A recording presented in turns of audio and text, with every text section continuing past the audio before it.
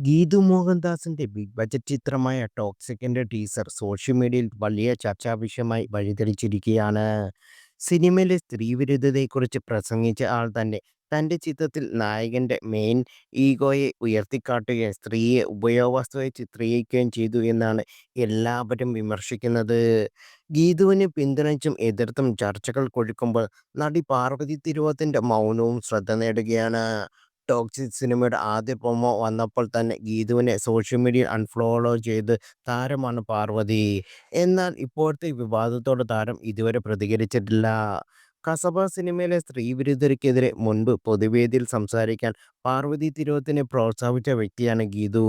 സിനിമയുടെ പേര് പറയാതെ തയ്യാറായിരുന്ന പാർവതിയോട് സേ ഇറ്റ് എന്ന് ഗീതു പ്രോത്സാഹിപ്പിച്ചു. ഈ വിവാദത്തിന് ശേഷം പാർവതിക്ക് തന്റെ കരിയറിൽ നേരിടേണ്ടി വന്നത് കടുത്ത തിരിച്ചടിയാണ്. നിരവധി അവസരങ്ങൾ അവർക്ക് നഷ്ടമായി. മാത്രമല്ല കടുത്ത സൈബർ ആക്രമണവും അവർക്ക് നേരിടേണ്ടി വന്നു. ഇത്തരത്തിൽ പാർവതിയെ ബലികൊടുത്തിട്ട് സ്വന്തം സിനിമ വന്നപ്പോൾ ഇതെല്ലാം ഗീതു സൗകര്യപൂർവ്വം മറഞ്ഞിരിക്കുകയാണെന്നാണ് നടിക്കെതിരെ ഉയരുന്ന പ്രധാന വിമർശനം. അതേസമയം ടോക്സിക് പ്രമേയത്തിലേക്ക് ശേഷം ഗീതുവും പാർവതിയും സോഷ്യൽ മീഡിയയിൽ ഫോളോ ചെയ്യുന്നില്ലെങ്കിലും റീമ കല്ലിങ്കലും മഞ്ജു വാര്യരും എന്നിവർ ഗീതാ മോഹൻദാസിനെ പിന്തുണയ്ക്കായി എത്തിയിട്ടുണ്ട്.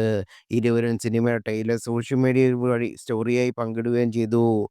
ആളുകൾ സ്ത്രീകളുടെ സമ്മതവും കൺസെന്റും മനസ്സിലാക്കിയെടുക്കുമ്പോൾ ഞങ്ങൾ ചിൽ ചെയ്യുന്നു എന്ന വാക്കാണ് റിമ പങ്കിട്ടത്.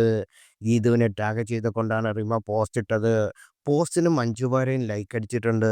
റിമയും മഞ്ജുവിനോടുള്ള അടുപ്പവും അതുപോലെ തന്നെ നിലനിർത്തിക്കൊണ്ട് തന്നെയാണ് പാർവതി ഇപ്പോഴും വിവാദത്തിൽ മൗനം പുലർത്തുന്നു വരുന്നത് എന്നത് ശ്രദ്ധേയമാണ്. ആദർശങ്ങളിൽ വെള്ളം ചേർക്കില്ലെന്ന ഉറച്ച നിലപാടായിരിക്കും പാർവതിയുടെ ഇപ്പോഴത്തെ മൗനത്തിന് പിന്നിലെന്നാണ് എല്ലാവരും അഭിപ്രായപ്പെടുന്നത്.